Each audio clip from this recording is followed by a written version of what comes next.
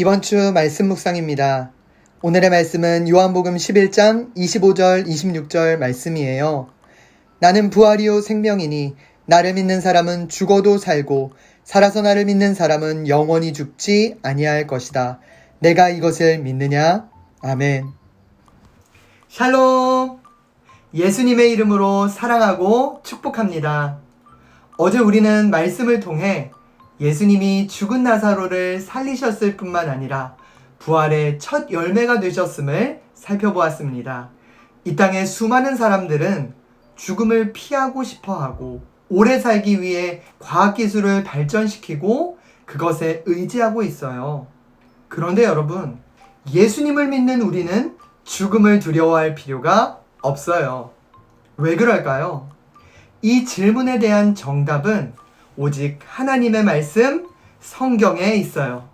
어제 말씀의 제목이었죠. 바로 예수님이 우리에게 영원한 생명을 주세요. 아멘. 마르다와 마리아의 오빠이자 예수님이 아끼셨던 나사로의 이야기를 한번 떠올려 볼까요? 베단이라는 동네에 나사로와 마르다 그리고 마리아 3남매가 살고 있었어요. 이들은 언제나 예수님을 최고로 모셨고 예수님도 이들 3남매를 몹시 아끼셨죠. 그러던 어느 날 마르다와 마리아에게 너무도 슬픈 일이 일어났어요. 오빠 나사로가 죽을 만큼 아픈 큰 병에 걸린 거예요.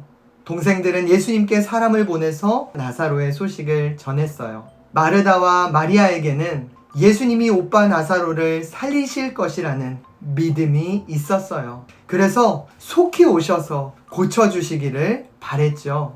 예수님은 이 소식을 듣고 마음이 참 아프셨어요. 그런데 웬일인지 곧장 나사로의 집으로 가지 않으시고 이렇게 말씀하셨어요. 이 병은 죽을 병이 아니라 오히려 하나님의 영광을 드러낼 병이다. 그리고는 이틀이나 더 그 지역에 머무시면서 하던 일을 계속하셨어요. 참 이상한 일이죠.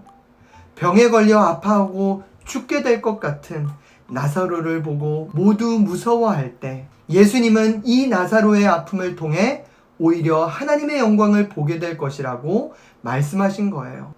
이틀 후 예수님이 베다니 동네에 도착하셨을 때 그곳은 울음소리로 가득 차 있었어요. 나사로가 이미 죽은 거예요.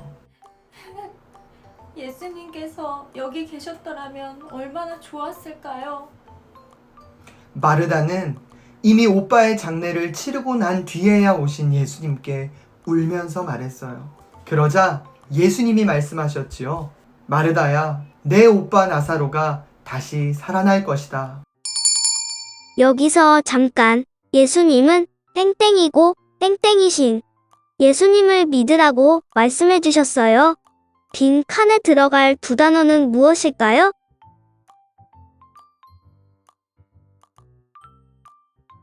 예수님은 이미 죽어서 썩은 냄새가 진동하는 나사로의 무덤 앞에서 이렇게 또 말씀하셨어요. 나사로야, 나오너라. 그때 죽었던 나사로가 몸에 싸매어진 천과 수건을 그대로 두른 채로 무덤 밖으로 뚜벅뚜벅 걸어 나왔어요.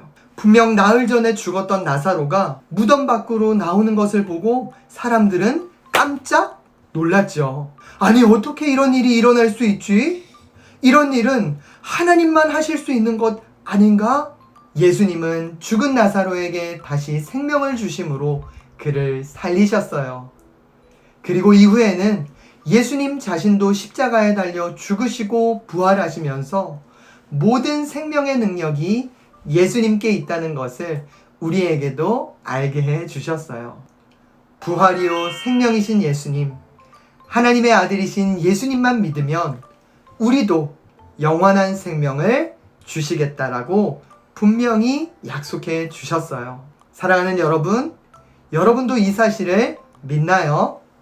이번 한 주간도 생명을 주시는 예수님과 함께 가족과 친구들을 사랑하고 이웃들을 살리는 믿음의 삶이 저와 여러분에게 있기를 간절히 축복합니다. 함께 기도하겠습니다. 사랑의 하나님, 예수님을 믿으면 영원한 생명을 주시겠다는 이 약속의 말씀을 주셔서 감사합니다.